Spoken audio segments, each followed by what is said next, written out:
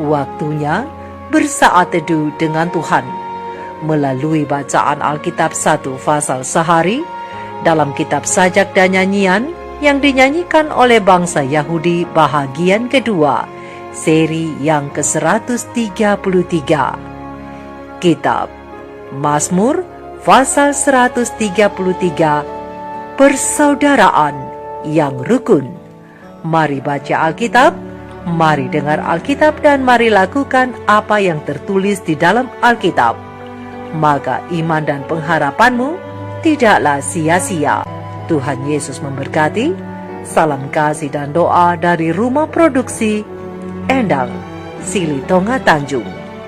Bible Audio Ministry.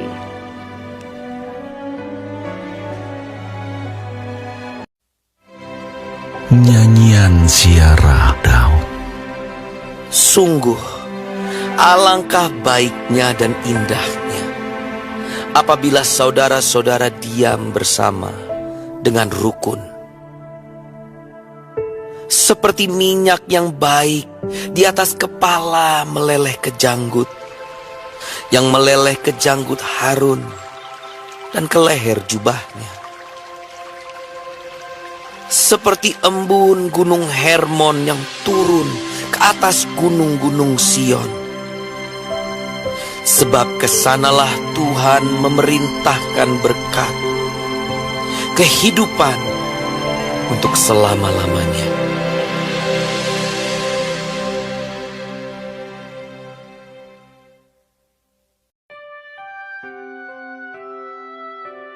Kita telah menyelesaikan bacaan Alkitab 1 pasal sehari dalam kitab Mazmur pasal yang ke-133, persaudaraan yang rukun. Sedikit perenungan melalui pasal ini. Sahabat-sahabat firman di mana saja berada, dalam Mazmur pasal yang ke-133 ini dua gambaran dipakai untuk menguraikan berkat-berkat, yaitu berkat persatuan dan persekutuan. Dan gambaran pertama yang dipakai adalah minyak yang menetes dari atas kepala sampai ke janggut Harun. Sahabat-sahabatku, sahabat-sahabat firman, sedikit pengetahuan untuk kita ketahui bersama bahwa iklim di Palestina adalah iklim yang panas dan kering, sehingga minyak yang dioleskan ke kulit yang kering dan pecah-pecah itu dapat meredakan dan menyembuhkan. Begitu juga dengan minyak yang digunakan untuk mengurapi. Minyak urapan itu adalah wewangian khusus, merupakan ramuan rahasia yang tidak boleh digunakan dengan sembarangan ataupun ditiru. Lihat terang besar Alkitab Keluaran 30 ayat 22-33. Kita juga bisa membaca tentang kisah Maria yang mengurapi kaki Yesus dengan minyak narwastu yang mahal. Rumah itu dipenuhi dengan keharuman. Yohanes 12 ayat 1-3. Demikianlah dengan berkat-berkat Allah. Berkat itu akan meresap dalam kehidupan dan rumah tangga kita seperti keharuman yang indah dan menyejukkan ketika kita hidup bersama dalam persatuan dan kerukunan satu dengan yang lain. Gambaran yang kedua yang dipakai adalah embun yang turun di Gunung Hermon. Sahabat-sahabatku, sahabat-sahabat firman, di tanah Palestina yang kering, embun yang jatuh pada malam hari akan sangat menyegarkan bagi tanaman, binatang, dan juga manusia. Gunung Hermon terletak hampir 10.000 kaki di atas permukaan laut dan memiliki tumbuh-tumbuhan hijau yang subur, bahkan pada bulan-bulan musim panas yang kering, dengan perbandingan curah hujan di Yerusalem atau Gunung Sion yang hampir tidak turun selama 6 bulan dalam setahun. Seperti itulah berkat-berkat Allah yang jatuh ke atas kita sewaktu kita hidup dalam persatuan dan kerukunan dengan keluarga kita. Dan itu akan menyegarkan dan mendukung kita bahkan ketika saat-saat kita mengalami keringnya kehidupan ini. Persatuan dan kerukunan di dalam keluarga adalah merupakan kehendak Allah. Mengapa Allah menghendaki persatuan dan kerukunan? Pena Ilham Ilahi Roh Nubuat Sejarah Para Nabi Jilid 2 halaman 132 alinea pertama, terang kecil ini menjelaskan bahwa adalah kehendak Allah bahwa persatuan dan kasih persaudaraan harus ada di antara umatnya.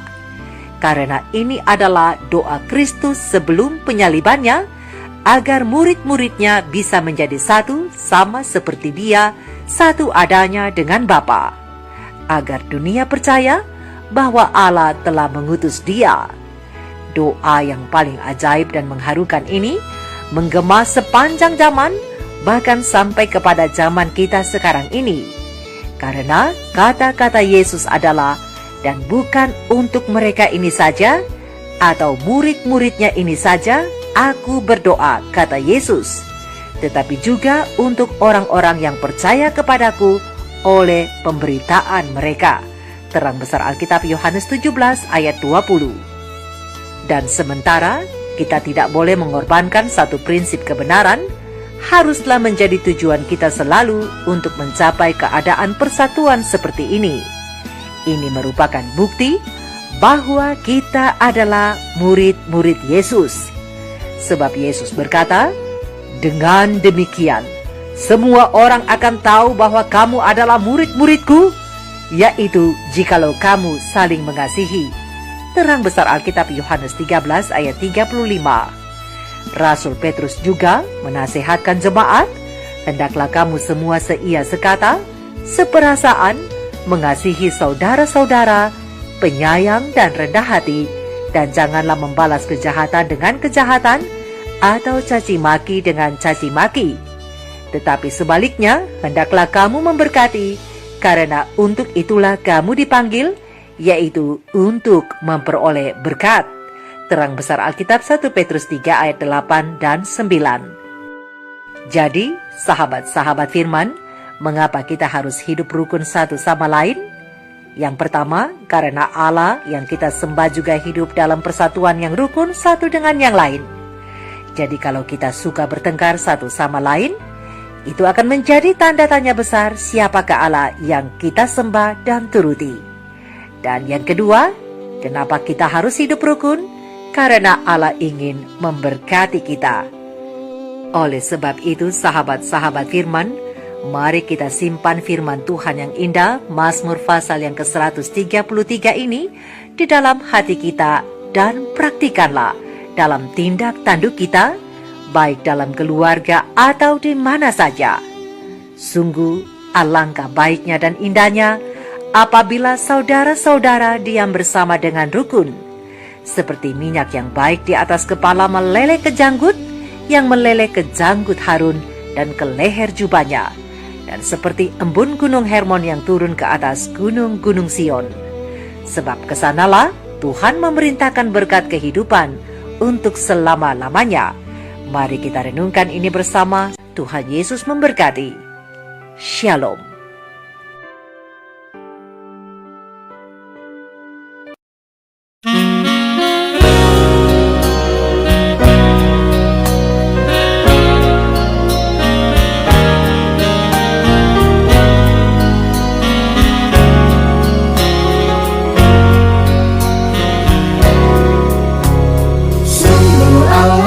Baiknya, sungguh alangkah indahnya hidup rukun bersama dalam persaudaraan, seperti minyak yang baik dicurahkan atasmu, mengalir dari Hermon turun ke bukit Sion. Dalam persaudaraan ada kasih mesra, saling peduli dan saling memperhatikan.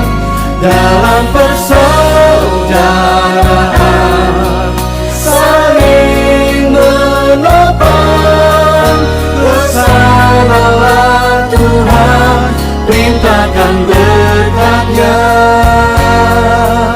kehidupan untuk selamanya.